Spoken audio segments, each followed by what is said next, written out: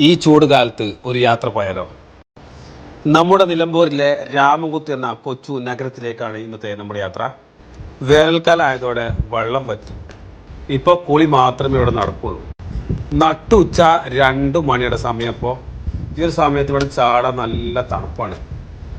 ചൂടുകാലം ആയതുകൊണ്ട് ഇപ്പോൾ വെള്ളം കുറവാണ്. മഴക്കാലമായി കഴിഞ്ഞാൽ ഇവിടെ ഫുള്ള് വെള്ളമായി. ആ ഒരു സമയങ്ങളിൽ ആ പാലത്തിൽ നിന്ന് ഈ താഴത്തേക്ക് നോക്കുമ്പോൾ നമുക്ക് നല്ല മനോഹരമായ കാഴ്ചകൾ കാണാൻ കഴിയും. ഈ കാണുന്ന വെള്ളം ഒഴുക്കോ കാര്യങ്ങളൊന്നും ഇല്ല കേട്ടോ. കെട്ടി നിർത്തിയ വെള്ളമാണ്. വെള്ളം ചെറിയൊരു ചൂടുണ്ട്, അടിയിലേക്ക് നല്ല തണുപ്പുണ്ട്. കുട്ടികൾക്ക് ഇപ്പോൾ വെള്ളത്തിൽ ചാടാൻ പറ്റിയൊരു സമയമാണ്. അപ്പോൾ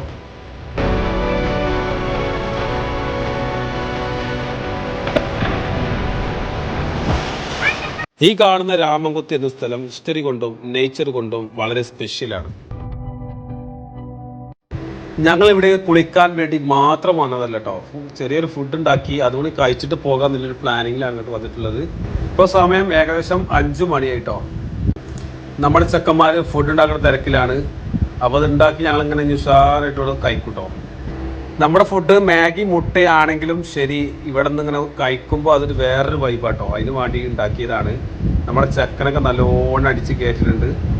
ഇവിടെ പാറകളും പുഴയും ചേർന്നുള്ള ഈ പ്രകൃതി സൗന്ദര്യം നമ്മൾക്ക് വേറിട്ടൊരു അനുഭവമാണ്. ഞങ്ങൾ കഴിച്ച ഭക്ഷണത്തിന്റെ വേസ്റ്റുകൾ ഞങ്ങൾ ഇവിടെ തന്നെ കത്തിച്ച് നശിപ്പിച്ചിട്ട് പോകണം കേട്ടോ. ഈ കാണുന്ന പാലത്തിൽ കൂടിയാണ് പണ്ട് ബ്രിട്ടീഷുകാർ തേക്ക് കടത്തിയിരുന്നത്. കുറച്ചൊന്നുമല്ല തേക്ക് അന്ന് ബ്രിട്ടീഷുകാരത് കടത്തിക്കൊണ്ടായത്. എന്തായാലും നമുക്കതിൻ്റെ മേലെ പോയി കാണാൻ അതിൻ്റെ കാഴ്ചകളൊക്കെ ഒന്ന് കണ്ടു നോക്കാം.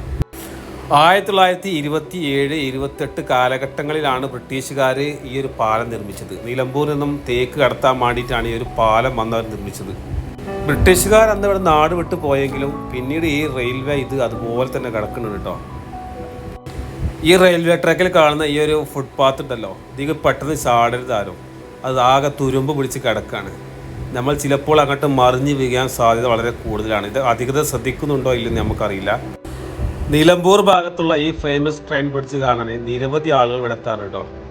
ഇതിലും കൂടെ കയറി പോകുന്നത് വളരെ ശ്രദ്ധിച്ച് വേണം. പെട്ടെന്ന് ട്രെയിൻ വന്നു കഴിഞ്ഞാൽ നമ്മൾ ആകെപ്പെടും. മുമ്പ് ഇവിടെ 2-3 മരണം റിപ്പോർട്ട് ചെയ്തിട്ടുണ്ട്. 150 മുതൽ 200 മീറ്റർ നീളം വരെയുണ്ട് ഈ ഒരു ബ്രിഡ്ജിന്. നിലമ്പൂർ പ്രദേശത്തിലെ സ്മാരകങ്ങളിൽ ഒന്നാണ് ഈ ഒരു റെയിൽവേ ബ്രിഡ്ജ്.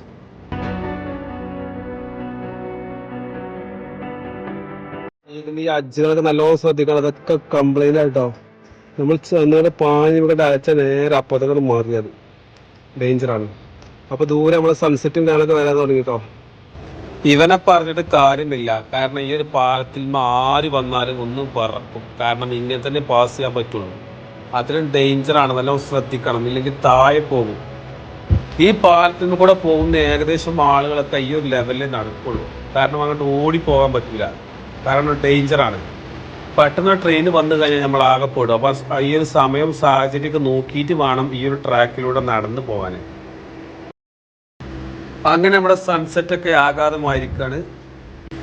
ചില സമയങ്ങളിൽ നമുക്ക് വലിയ പ്ലാനൊന്നും വേണ്ട.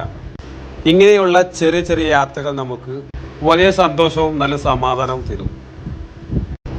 നല്ലൊരു സ്പോട്ട് കിട്ടുന്ന വിശേഷവുമായി PJ ട്രാവലിലേക്ക് ഇവിടെ വരുന്നതായിരിക്കും.